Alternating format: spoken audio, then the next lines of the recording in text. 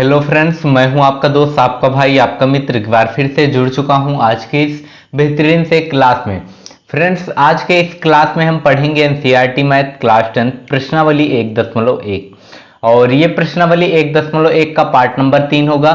इस पार्ट में हम क्वेश्चन नंबर 6 और क्वेश्चन नंबर 7 को हल करेंगे। तो शुरू करते हैं बिना किसी देरी के।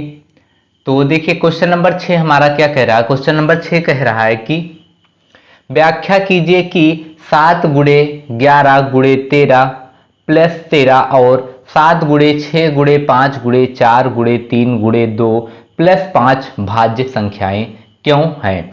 मतलब हमको ये पहले तो प्रूव करना है ये भाज्य संख्याएं हैं और क्यों भाज्य संख्याएं, ये संख्याएं भाज्य क्यों हैं, ये हमको प्रूव करना है या बताना है। ठीक है, तो देखिए शुरू करते हैं। तो सबसे पहले ये पहले वाली अगर संख्या ले लें हम, तो क्या है 7 गुणे 11 गुणे 13 प्लस 13। अगर हम यहां से 13 कॉमन ले लें, अगर 13 कॉमन ले लें तो ब्रैकेट में क्या बचेगा। देखिए यहां पर 7 गुणे 11 बचेगा, यानी 7 गुणे 11 और प्लस के 1 बचेगा। देखिए 13 बाहर कॉमन ले लिए तो 1 बचेगा, बिल्कुल 1 बचेगा। देखिए 13 को क्या लिख सकते हैं, 13 गुणे 1 लिख सकते हैं। तो 13 कॉमन हो गया तो ब्रैकेट में क्या बचा, 1 बचा। ठीक है, अब देखिए अब इसको करेंगे तो क्या हो जाएगा, 13 और 11 सत्ते 77, ये 77 हो जाएगा और प्लस का 1 हो जाएगा, यानी बराबर क्या हो जाएगा 13 गुणे 78 हो गया, बिल्कुल हो गया। अब देखिए ये तो हो गया, इतना हल कर लिए, आगे इसको भी हल कर लेंगे। तो आगे इसको हल करेंगे तो क्या हो जाएगा 7 गुणे 6 गुणे 5 गुणे 4 गुणे 3 गुणे 2 गुणे 1 और प्लस में 5। अगर हम इन दोनों में से क्या कर लें, 5 को बाहर कॉमन ले लें तो ब्रैकेट में क्या बचेगा 7 गुणे 6 प्लस गुणे 4 बचेगा। देखिए 5 तो कॉमन ले लिए तो क्या बचेगा 4 गुणे 3 गुणे 2 गुणे 1।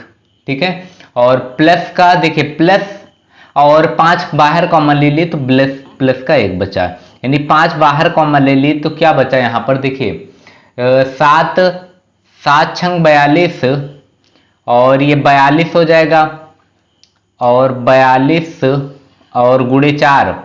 देखिए 42 गुणे 4 ते 12 और 12 दूनी 24, ये कितना हो जाएगा 42 गुणे 24 हो जाएगा।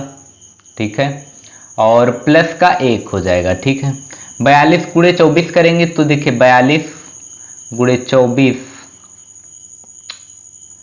42 गुणे 24 करना है, 42 गुणे 42 नहीं। तो 42 गुणे 24 करेंगे तो क्या हो जाएगा 4 दूनी 8, 8 के 8 और 4 चौक 16 और 4 चौक 16 और 2 दूनी 4, 16 4 20, 20 के 0 हासिल आ गया 0 और 4 दूनी हासिल आ गया 2 और 4 दूनी 8 2 10, यानी कितना आ गया 5 ब्रैकेट में 1008 प्लस 1, ये आ गया।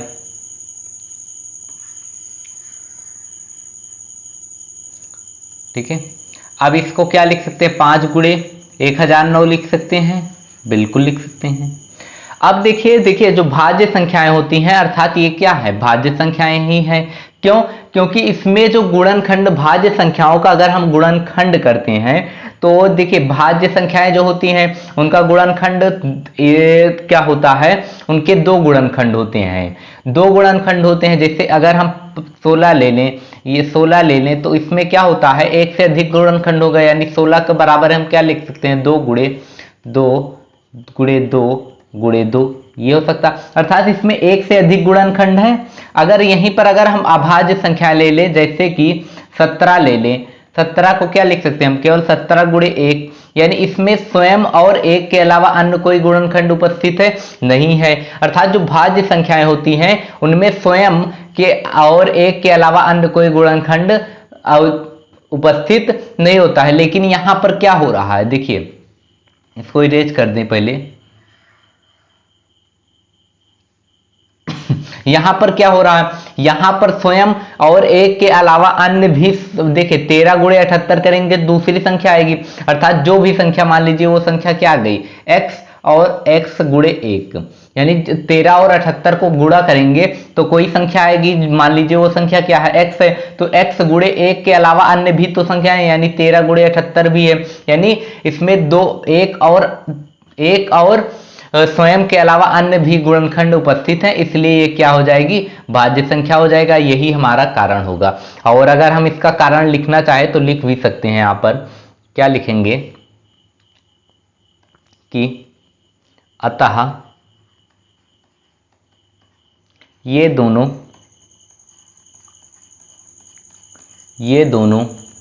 संख्या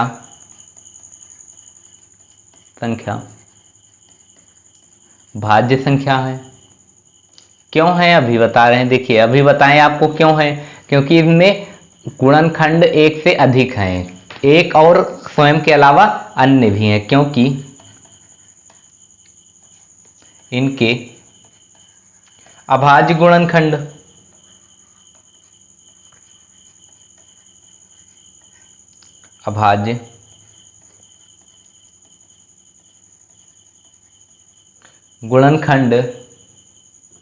में स्वयं व एक के अलावा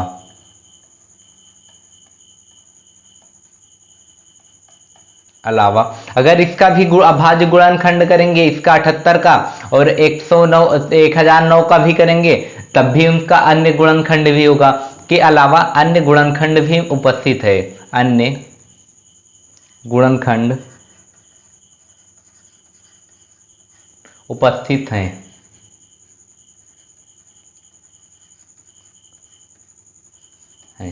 यही हो गया क्या, हमारा रीजन हो गया। अगला क्वेश्चन देखेंगे तो अगला और इस एक्सरसाइज यानी प्रश्नावली 1.1 का लास्ट क्वेश्चन है। तो देखिए क्या कह रहा है। सबसे पहले देखिए आपको बेसिक जानकारी में अगर हम कुछ चीजें बता दें, जहां पर अधिकतम की बात होगी,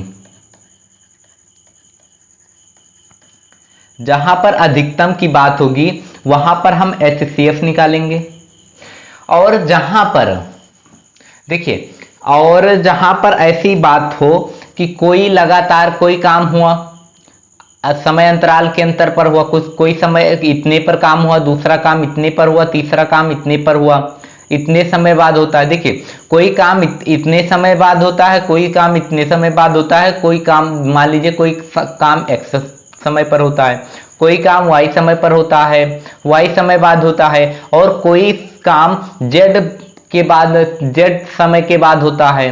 ठीक है, अब से समझिए, अगर कोई काम x समय के बाद होता है, कोई काम y समय के बाद होता है, कोई काम z समय के बाद होता है, यदि वो कोई ये तीनों काम एक समय पर हुए हों, मान लीजिए 10 बजे हुए हों, या फिर अभी हुआ हो, या फिर आज हुआ हो, या फिर 10:05 पर हुआ हो, तो अगला काम, ये सभी काम अगली बार कितने पर होंगे, यानी ये तीनों काम अगले कितने समय बाद होंगे, तो वहां पर क्या करेंगे, एलसीएम निकालेंगे। क्या निकालेंगे, एलसीएम निकालेंगे। ठीक है, आपको समझ में आया होगा एचसीएफ कब निकालना है, एलसीएम कब निकालना है। ठीक है, अब देखिए इसको हम हल करेंगे।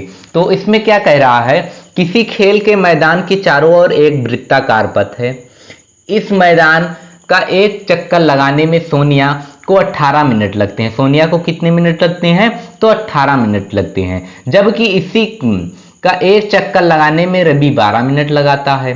ठीक है, मान लीजिए वे दोनों एक ही समय पर चलना एक ही दिशा में चलते हैं। ठीक है, माना देखिए क्या कह रहा, वे दोनों एक ही स्थान और एक ही समय पर चलना प्रारंभ करके एक ही दिशा में चलते हैं।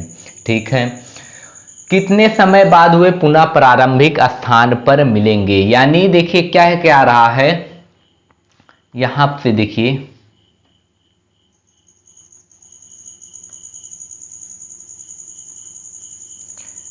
देखिए समझने की कोशिश करिए यहां पर 1 मिनट। ठीक है, ये कोई वृत्ताकार पथ है, यहां से रवि और सोनिया चलते हैं, और देखिए इसका एक चक्कर लगाने में सोनिया 18 मिनट लेती है, जबकि इसी का एक चक्कर लगाने में रवि कितना लेता है, 12 मिनट लेता है। कितना मिनट लेता है, 12 मिनट लेता है। अब वो दोनों एक ही समय पर एक ही दिशा में यानी इसी दिशा में मान लीजिए चल रहे हैं और चलना प्रारंभ करते हैं। पूछ रहा है कि एक ही समय पर चल रहे हैं, एक ही दिशा में चल रहे हैं, तो कितने समय बाद ये पुनः इसी स्थान पर मिलेंगे। ठीक है, तो अभी बताए आपको, अगर कोई काम हो रहा हो, ये इतना समय ले रहा हो, या फिर क्या कहते हैं, ये किसी काम को होने में इतना समय लेता है और दूसरे काम को लेने में कोई दूसरा समय लेता है, और दोनों काम एक समय पर हो रहे हैं, अभी हो रहे हैं, तो कितने समय बाद वो दोनों काम पुनः एक साथ होंगे, तो वहां पर क्या करते हैं, एलसीएम निकालते हैं। ठीक है, तो यहां भी क्या करेंगे, हम एलसीएम निकालेंगे। क्या करेंगे, तो एलसीएम निकालेंगे, एलसीएम ही निकालेंगे। तो देखिए सबसे पहले जो दिया गया है उसको लिख लेंगे। तो दिया है सोनिया, देखिए सोनिया का एक चक्कर लगाने का समय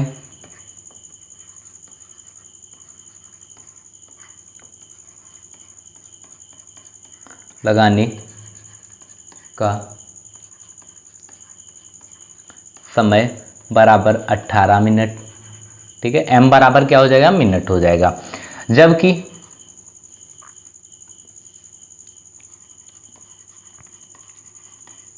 जबकि रवि का एक चक्कर लगाने में रवि को सोनिया को एक चक्कर लगाने में समय 18 मिनट, जबकि रवि को एक चक्कर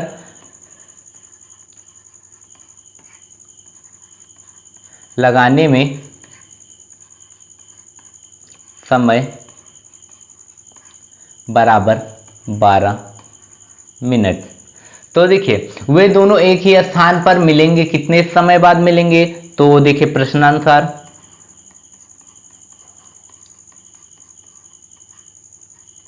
वे दोनों एक ही स्थान पर या उसी स्थान पर वे दोनों उसी स्थान पर पुनः एलसीएम 18 और 12 मिनट बाद मिलेंगे। कितने मिनट बाद, तो जो एलसीएम निकलेगा उतने मिनट बाद मिलेंगे, मिनट बाद मिलेंगे। ठीक है, तो देखिए, तो 18 को हम क्या लिख सकते हैं, 18 को क्या लिख सकते हैं, 2 गुणे 3 गुणे 3। 18 को क्या लिख सकते हैं, 2 गुणे 3 गुणे 3। और क्या कहते हैं, 12 को क्या लिख सकते हैं, 2 गुणे 3। तो एलसीएम क्या आ जाएगा, एलसीएम की बात कर ले तो एलसीएम बराबर क्या आ जाएगा, तो देखिए एलसीएम देखिए 2 अधिकतम कितनी बार आया है, तो 2 बार आया है, तो 2 गुणे 2। और 3 अधिकतम कितनी बार आया है, तो 3 बार आया है, तो 3 गुणे 3। ठीक है, तो बराबर एक कितना हो जाएगा, 2 दूनी 4, 3 12, 3 36, यानी कितना आ जाएगा, 36 मिनट। तो वो दोनों कितने समय बाद मिलेंगे, तो 36 मिनट बाद मिलेंगे। कितने मिनट बाद, तो 36 मिनट बाद मिलेंगे। तो देखिए वे दोनों 36 मिनट बाद उसी स्थान पर मिलेंगे, उसी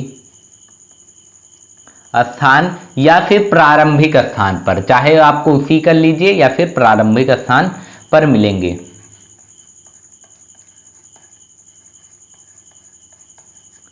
ठीक है, तो ये इस एक्सरसाइज का लास्ट क्वेश्चन था। तो आज के क्लास में बस इतना ही, मिलेंगे अगली क्लास में, तब तक के लिए जय हिंद जय भारत।